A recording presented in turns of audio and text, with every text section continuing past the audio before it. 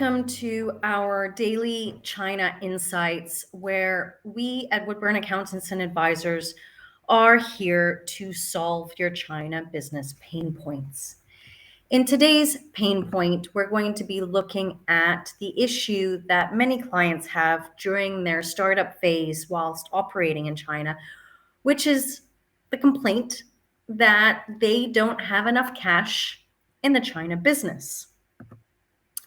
So, what does this actually mean?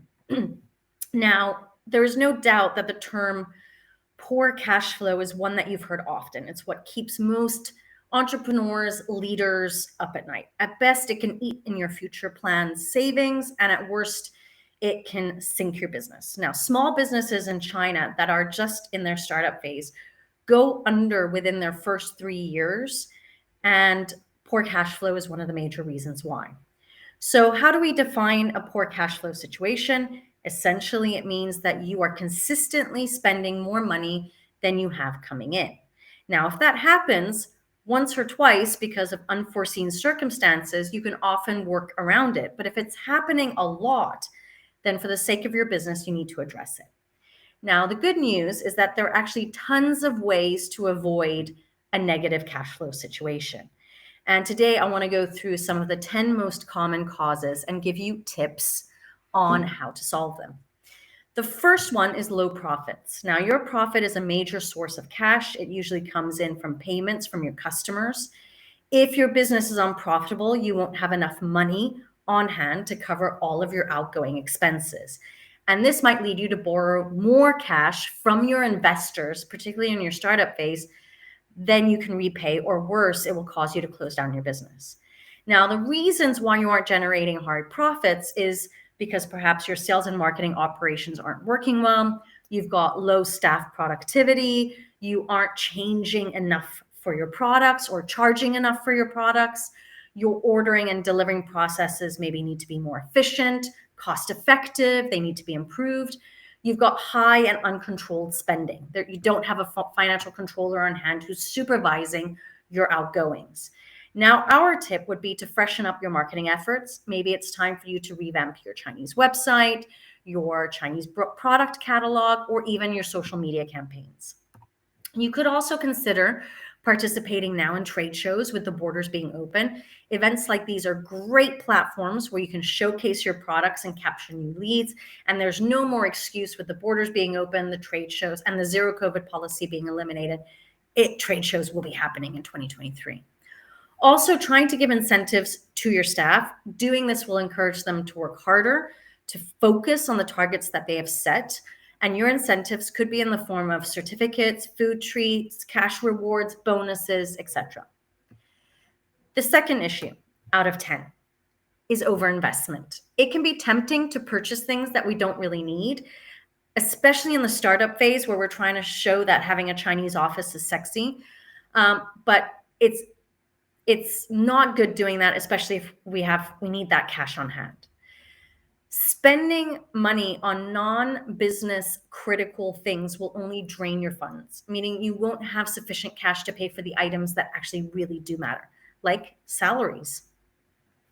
So our tip is, before you purchase any new equipment or invest in any high-end system, ERP system, for example, decide if it's really what your business needs right now. It's often a good idea to keep a list of must-haves, nice to haves that you can review regularly so that when you're cash positive, you know exactly what you need to spend money on to keep your business ticking along. The third issue is expanding too fast. Now, this happens particularly in China.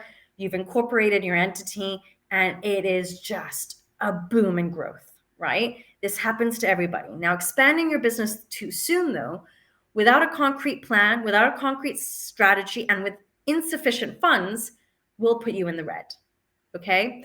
Expanding too fast can also mean growing your current operations too quickly without having the right resources on hand to support that, meaning you might not have the right headcount, the right types of skill set needed. You're just hiring without really analyzing who do you need. And all of this can negatively impact your cash flow.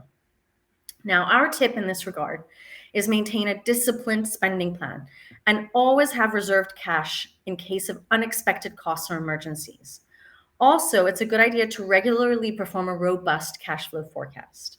Now, a cash flow forecast is similar to a budget plan where you are predicting all of your business income and expenses within a specific time period. We suggest monthly. It will help you manage all of your outgoings, make it easier for you to determine whether you can afford to make those new investments or if you're really ready to expand or not. Fourth reason, high overhead expenses. Now, overheads are your business's ongoing expenses that aren't directly related to the production and selling of your products or services. So some common items are office rent, utility bills, stationery bills, etc. And while these costs are important to keep your business doors open, they can hurt your cash flow, especially if they start getting out of hand. Now, once your overhead expenses grow too high, it can be difficult for you to pay them on time, and you might eventually see yourself running out of money. So our tip is consistently review all of your expenses. Bear in mind that you can never control your outgoings unless you have a complete visibility over all of your expenditures. Write down all your overhead costs item by item, and from there, identify those that you really need, those where you can cut down on, right? And those that you can actually eliminate. If you think there's nothing you can do without, try switching obviously to cheaper options, right? And you can consider moving from a beautiful A-grade rental office space to something smaller, which will be a lower rent, but still will provide you the necessary services. Number 5, unexpected expenses, which happens a lot in China. Spending money on unexpected expenses or changes can put a strain on your cash flow. Usually these changes are things that you didn't foresee, did not include in your cash flow forecast, and you aren't able to allocate money to pay for them. A few of these could be loss of staff, equipment breakdown, an increase in market competition that requires you to perhaps invest in new product lines, new equipment, new technology. Now, our tip in this situation is cut back on non-essential outgoings. Regardless of how big or small that cut is, it will still make room in your budget to accommodate for unexpected expenses. We would also highly recommend that in the budget phase of your development of your China strategy, make sure that you are putting in a buffer, allowing you to foresee or putting in a buffer for these unexpected expenses that might actually pop up, just so that you have a reserve in case of emergencies. 6, too high withdrawals or borrowings. And this happens when you withdraw too much cash out of your business or borrow money from loans, but don't have sufficient profit to repay it. And this is probably going to happen between your shareholding company, i.e. your investors, and your Chinese company. Borrowing large amounts of money may prevent you from running out of funds in the short term, but keep in mind that it only delays a potential future financial crisis. In the end, it will still cause serious cash flow problems, especially if you aren't able to work on your loan repayments or paying back the investors through dividends, or even settling trade transactions, because you're just delaying the payment terms. Remember, and in a lot of leaders do this because in their mindset, they're thinking, well, it's just the parent company. They want us to succeed because success is ultimately what our goal is. And as a consequence, we'll just borrow. Now, in situations like this, it can cause issues like, for example, suddenly getting an email from your parent company saying, please pay off a trade transaction. Now, our tip on this is stick to your budget, stick to the terms and conditions of paying back capital. If money is tight, don't make decisions that will force you to borrow more money. Reserve as much cash as possible so you'll have something to use when emergencies arise. And the best practice is to set aside 6 months worth of operating costs. The Shanghai lockdowns or the general China lockdowns that occurred this year did give us the insight that we do need to have between 3 to 6 months of cash sitting in our account for these type of emergencies. Number 7 is high or low product pricing. Now, your product pricing also affects your cash flow position because it can lead to low profit. And if your price is too high, no one will want to buy your products. But if if you keep it too low, you won't be able to generate the revenue you need to keep your business doors open. So it's all about this balancing act. Our tip in this situation is keep the prices of your products competitive.